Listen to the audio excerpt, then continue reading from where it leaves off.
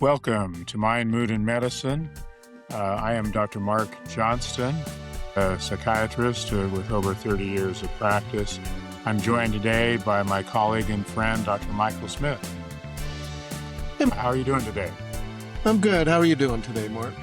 Very good. And Dr. Smith certainly has wonderful credentials with clinical practice and a member of the academic department of psychiatry as well, and can provide a lot of good perspectives on some of the topics that we're going to choose. Mike, tell us, I think you had some ideas what we would talk about today. Let us know. Sure. You know, we have a lot of fun stuff to talk about, Mark. You and I have been talking over a couple of years now about various things. It's been enjoyable to consider some of the things that will affect health, and including mental health and health more generally. Today, I thought it would be well to talk about some of the benefits of volunteering. And there are several points that I'd like to make, and then we can dive in. One of the things I'd like to emphasize in the course of the next 10 or 15 minutes is that service or volunteering is something that the person being served obviously benefits, but the person giving service benefits. So that's an idea I'd like to explore a little bit. Also, the biologic benefit of having that attitude of serving. There's some interesting information about that I've come across over the years. So the server is benefited. The server benefits biologically, aging slower. I think there's some suggestion that can happen. I think having that attitude of serving, consistency is part of it too. So that's another point I would make, is we need to be consistent about serving. And also, you know, Mark, you and I have talked about our target audience. We want to talk to people. We want to talk to everybody, but we're kind of focused on people similar to us who are a little bit older now, who may have retired from their work. So we're wanting to talk to those people, those who care about them. So men, older men, their wives and their children, and others who have some interest in helping people in this latter stage of life. And at this time, there's a lot of interesting things that happen in a person's life.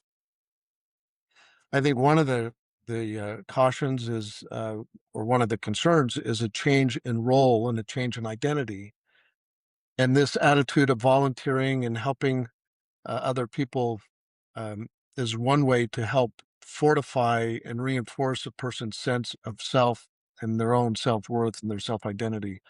So anyway, those are like 4 or 5 points that I'd like to talk about over the next few minutes, if that's all Well, that right. sounds great. A lot of good topics to start with. I might mention to our audience that Mind, Mood, and Medicine is what we're hoping is a source of useful information to give perspectives on medical issues, on examination, even of more spiritual issues at times. But we're not here, even though we're both licensed physicians currently, we're not here to provide specific medical advice for your own care. We'd hope that our audience would always consult with their provider when it comes to questions, medical questions, and so on, because your provider is a person that knows you, and that's the right way to go. So, Mike, you've mentioned a number of points that you would like to hit on. Let's start with the idea that this service is somehow bidirectional. In other words, it benefits not only the person that is being helped by the volunteerism, but the person that's providing the help. Can you talk a little bit more about that? Yeah, let me just dive into this, telling a little story you and I talked about before. Some time back, we were in the middle of doing one of these, and I had to cut it short in order to go and do some volunteer work myself. I had, I don't know if I can say I eagerly volunteered, but I did volunteer to help provide some service in a cannery factory. The assignment for the day was to go and help produce raspberry jam. So, because of that, we cut our session short. I ran off and ran down to the cannery. I was one of maybe 30 or so volunteers that day that were were helping to supplement this effort to produce a bunch of raspberry jam. Now, the raspberry jam being produced, I believe none of it really would be sold. It would be made available through charitable organizations to help support other people who were in need for some reason. Um, so I arrived at this place. I was oriented a little bit to what my assignment would be, and then I ended up assigned to a group of, I think, 4 or 5 other people around a little table. My task for the day was to take large boxes of empty raspberry jam containers and place them on a kind of a conveyor system and keep that moving so that those bottles could go around the system and end up being filled with raspberry jam. I had a colleague that was there helping me with this. His assignment was similar to mine to keep the boxes moving and keep the production going. Also, on my same little area was a woman who was had a leadership position in her church who had some responsibility for helping this product be distributed. She had another friend with her, and then we had a third gentleman there who worked at the county jail. So to me, it was interesting. I'm in this environment. Things are moving quickly. We had to keep doing our part to make this successful. But in this effort to produce a product that would be given to other people to support them, I was accompanied by my colleague moving the boxes around, who was a former inmate of the county jail, where, as you know, I spent some time. I was accompanied by the sergeant who came from the same jail. And then I, as I mentioned, spent time there as well providing psychiatric services. So it was an Wow. interesting mix of people that we had at this little operation. So I spent a few hours helping that project. Uh, I was going to say your overall thesis, so that we started with that the people that receive the product of the volunteerism, in this case, the raspberry jam, we would assume that they would benefit for this supply of food.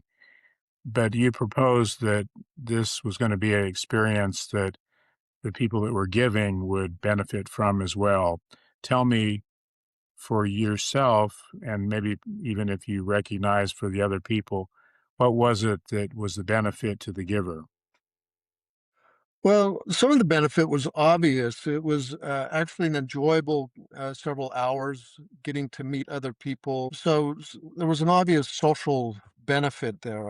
I made some new friends. I got to associate with people that I would not normally associate with and learn to appreciate their contributions to life as well. So I left there feeling happier than when I started.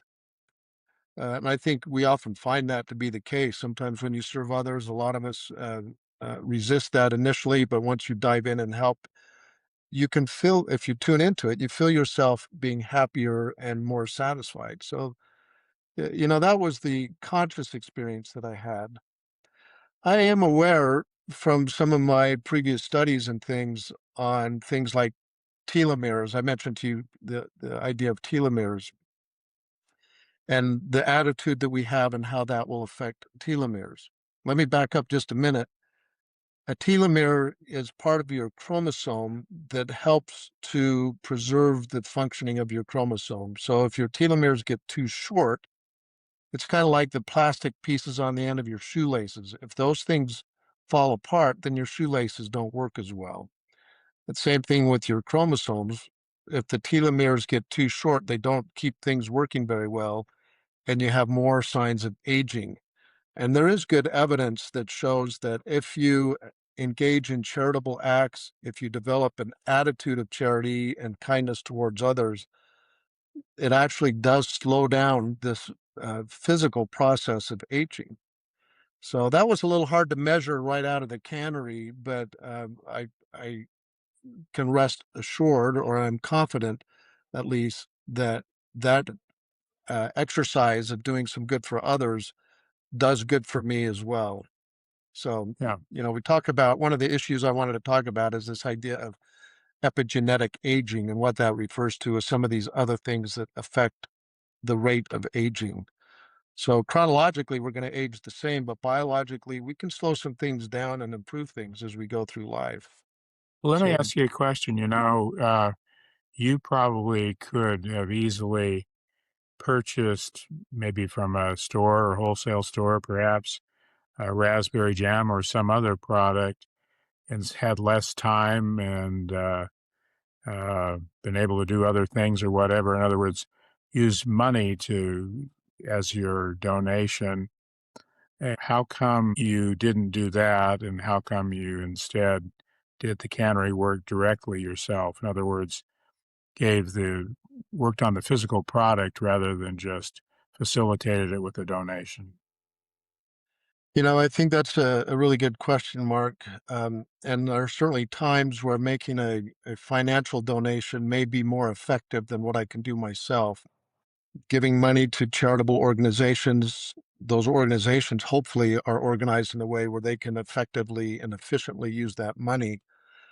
So I think there's something to be said for being charitable with our contributions, but I think that there's also value in actually diving in and getting your hands dirty and associating with people who you might not have associated with otherwise. Um, I have another example of a friend. He happened to be the former mayor of my community. A few years ago, when we were having high water here in my neighborhood, he was in the backyard helping to move sandbags around. He could have easily arranged for someone else to do that for him, but he was there getting his hands dirty and his feet wet in the process. And I think to me, that was an example of someone who didn't have to be there himself, but wanted to associate with people doing the work. I think, Mark, um, I think we live in an era where it's important that we get in contact with life. I think too often, especially as we move forward with issues like AI, and if our abundance in society increases, we're going to be more and more buffered and pampered and out of touch with the reality of the world and the life around us. I think it's really good to get our hands dirty in effect. Of course, when we're helping to bottle jam, we don't want our hands too dirty, but it's nice to get in there and actually work alongside of other people. I think giving a donation would be helpful, but not quite as satisfying. I think both are important. To the potential value of direct involvement, and think for a moment of my advice to some medical school applicants. I've kind of had the role on a number of occasions coaching people a bit on their application, not just to look good, but to actually prepare themselves for the rigor and the experience of being in medical school. And as most people have gone into that process know, one thing that medical schools look at is volunteerism, and they're impressed if someone has shown the spirit of volunteerism. But it's interesting, sometimes people will simply uh, go to the food bank or give some food from home to a food bank or do something that is a little less than directly involving themselves in the process of giving. I think I've always advised those students to do things very directly. I had a young woman who I suggested might be able to help out one of the medical support organizations like the MS Society. They were interested in people that would help with public education and reaching out to maybe to underserved groups. And she did that and volunteered, ended up having a position as a young advocate for MS, having some leadership. So speaking of the bidirectional benefit of volunteerism, she experienced a variety of benefits, I think, in her own education and understanding of not only the disease itself, but the value of outreach and organizations that support the outreach to individuals affected with a given condition. So I think my sense is that there is a lot of benefit to direct involvement that you don't necessarily get by simply getting out the checkbook. Yeah, I think that's true. And like I said earlier, I think both ways of helping are valuable. And I don't want to second guess people who get out their checkbook. I think that's a worthy thing. Right. And there are a lot No, of, that's a good point. yeah, and the opportunities to really dive in and get your hands dirty as you're working alongside of people, there may be limited opportunities and limited time. I think you and I both recognize that there is this issue of balance in life. There's no shortage of need in the world, and a person could wear themselves out serving others and volunteering and not taking care of themselves or their family.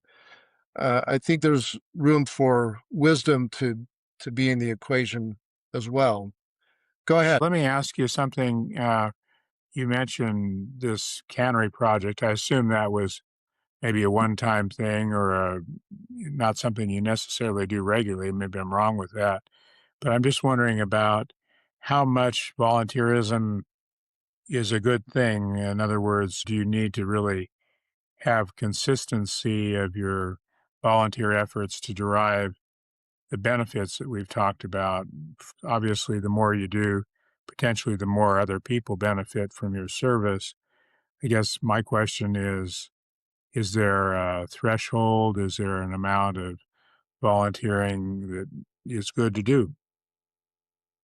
Yeah, those are good questions, Mark. What I would say is it's good to have the attitude of being available to help. I think we need to have good judgment and wisdom about determining how much we can do or should do. If you are volunteering so much and taking away from taking care of other responsibilities, including your responsibilities to take care of yourself, um, you may be needing to refine your approach a little bit. I think often of the situation when you get on an airplane and they go through all the stuff while you're getting ready to take off. They always remind you that if the cabin decompresses and the oxygen mask comes down, you need to put it on yourself first, and then you can help others. And if you don't take care of yourself, you're not able to help others. With regard to volunteering and the attitude of volunteerism, I don't know that I have the ability to make that judgment for someone else. And there are some people that have a capacity that is impressive and enviable who can do a lot. Some people just can't do as much and maybe shouldn't do as much. So I think there's room for um, careful thoughtfulness there. Having said that, I think volunteering to do a brief amount of help once a year or something probably is not going to result in tremendous benefits to you or other people. I think having an attitude of regularly doing it, having some consistency about it, I think that's where you're going to derive more of the benefit and in terms of, your identity and the epigenetic, the biologic things as well. I'm just going to say, in terms of identity, what is the role of volunteerism in shoring up identity or providing another support for a quality sense of oneself? My feeling about that, especially for people that we are hoping to talk to, people in our demographic, our age range and situation, um, it's important that you continue to contribute in life. And so many of us have done that through our careers. But when our career is on the back burner or over, um, there is a potential hazard for people as they get older that they lose a sense of who they are and what life's about.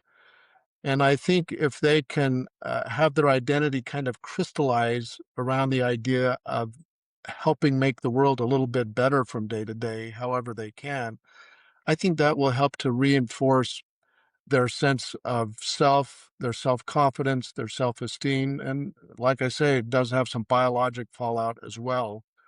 Um, I'm sure I could find studies suggesting that their levels of stress hormone and other things will be improved if they have a favorable attitude about their contribution to life. Mark, we've covered a lot of territory. If I may just kind of hit the points I was hoping to make, and then maybe you can make a couple of wrap up points. But the things I hope to emphasize when we started here is the idea that when you serve others, you are also serving yourself. It's one of those paradoxes I think are interesting. So sometimes when we think we are sacrificing, we're actually gaining. So that's something to consider. So that's one thing. The second thing is that it does help us mentally, physically, biologically. I think that's important to keep in mind. Um, Consistency is important. We talked about that a little bit. Occasional volunteering is better than nothing, but I think having some consistency about it is likely to be more helpful. It does help to reinforce our sense of self, which I think is important. I think it does lead to having fewer depressive symptoms, fewer psychiatric symptoms as well, if we can continue to have this attitude of looking outside of ourselves rather than looking inside all the time. So those are some of the points I hoped to make with this story and with this discussion.